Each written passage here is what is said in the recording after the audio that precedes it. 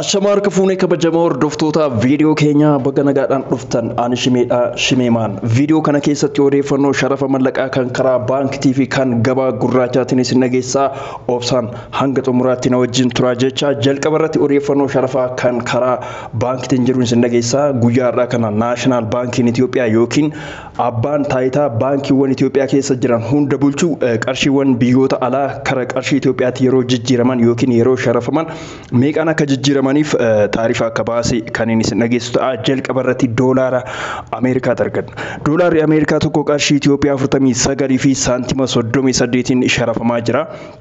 Australian dollar qarshii Itoophiyaa 32 fi saantima 36 sharafamaa jira. Canadian dollar qarshii Itoophiyaa 35 fi qabxii duwwaa 6 sharafamaa jira. Norwegian kroner qarshii Itoophiyaa 5 fi qabxii duwwaa 5 sharafamaa jira.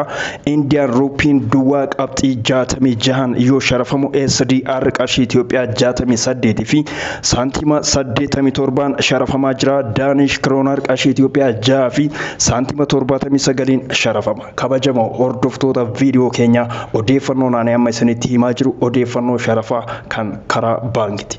Saudi Arabian Riyaalli Saudi Arabiyaa tokko qarshii Itoophiyaa 11 fi saantima 88 guyyaa irraa kana sharafamaa jira. Kabajamoo hordoftoota viidiyoo keenya torban darbe keessa qarshiiwwan biyyoota Arabaa hedduun isaanii sharafni isaanii ol ka'eeti kan ture, haa ta'u malee guyyaa sadii as sharafni isaanii gadi bu'ee jira. Egaa kabajamoo hordoftoota viidiyoo keenya biyyoota Arabaa keessaa takka kan taate Kuweetidha. Kuweetii diinaar qarshii guddaadha. Qarshiin sun karaa baankiitiin qarshii Itoophiyaa 155 fi saantima 43 sharafamaa jira. Chinese yuan yookiin qarshiin Chaayinaa tokko qarshii Itoophiyaa 7 sharafamaa jira.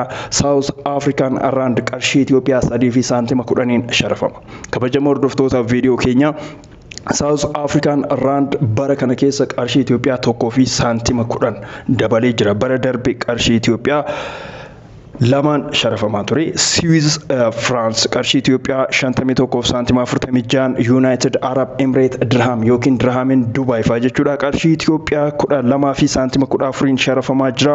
Pound sterling yookiin Great British Pound poundiin Ingilizii tokko qarshii Itoophiyaa 63 fi saantima 75 sharafamaa jira. Inni itti aanu Euro ta'a.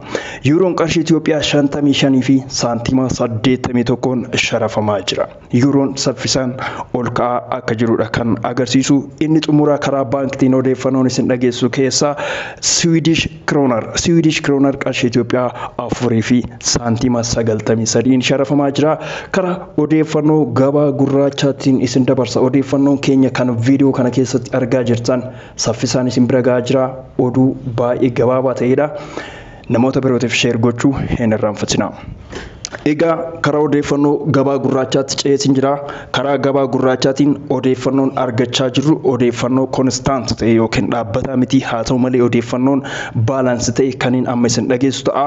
Odeeffannoo kana yeroo hundumaa argachuudhaaf appilikeeshinii Big Boole jedhamu Play Store keessaa daawunlood godhachuudhaan itti fayyadamuu ni dandeessu. Oduu kana guyyaa guyyaadhaan argachuu ni dandeessu yookiin immoo weebsaayitii Qaanaa Press irratti odeeffannoo sharafaa kan gabaa gurraachaa argachuu ni dandeessu.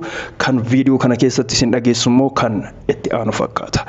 Jalqaba irratti United States doolaarri tokko qarshii Itoophiyaa 63 fi saantima 60 karaa gabaa gurraachaatiin sharafamaa jira. Swiss France qarshii Itoophiyaa 63 fi saantima 85.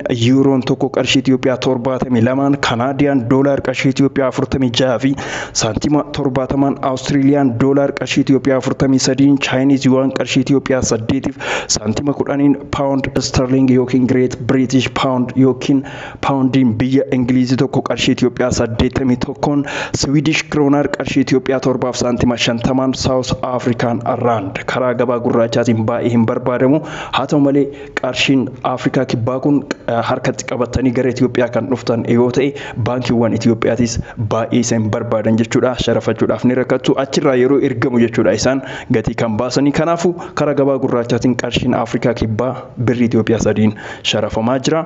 Gara qarshiiwwan biyyoota Arabaattiin isin dabarsa. Qarshiiwwan biyyoota Arabaa keessaa Kuwaiti dinar qarshii Itoophiyaa 191 sharafamaa jira. United Arab Emirates yookiin dirhamiin tokko jechuudha qarshii Itoophiyaa 16 saantima 70, Saudi Riyal qarshii Itoophiyaa 15 saantima 90, Qatar Riyal qarshii Itoophiyaa 14 saantima 70, Omani Riyal qarshii Itoophiyaa 150, Jordani dinar qarshii Itoophiyaa 69 saantima 10, Bahrain dinar qarshii Itoophiyaa 151 saantima 30, Turkish lireen qarshii Itoophiyaa 8 qabxii duwwaa 7 sharafamaa.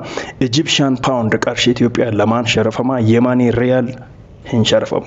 Kabajamoo hordoftoota viidiyoo keenya egaa odeeffannoon keenya kanarraa daqiiqaa 5 keessatti xumuramee jira. Waan hanga ammaan hordoftaniif galatoomaa isiniin jecha xumura irratti appilikeeshinii Big Boolee fi Qaanaa Press websaayitii qaanapress.com jedhamu irratti odeeffannoo kana yeroo hundumaa guyyaa guyyaadhaan kan haaromee argachuu akka dandeessan asumaan isin beeksifna. Turtii ana wajjin gootaniif ulfaadha.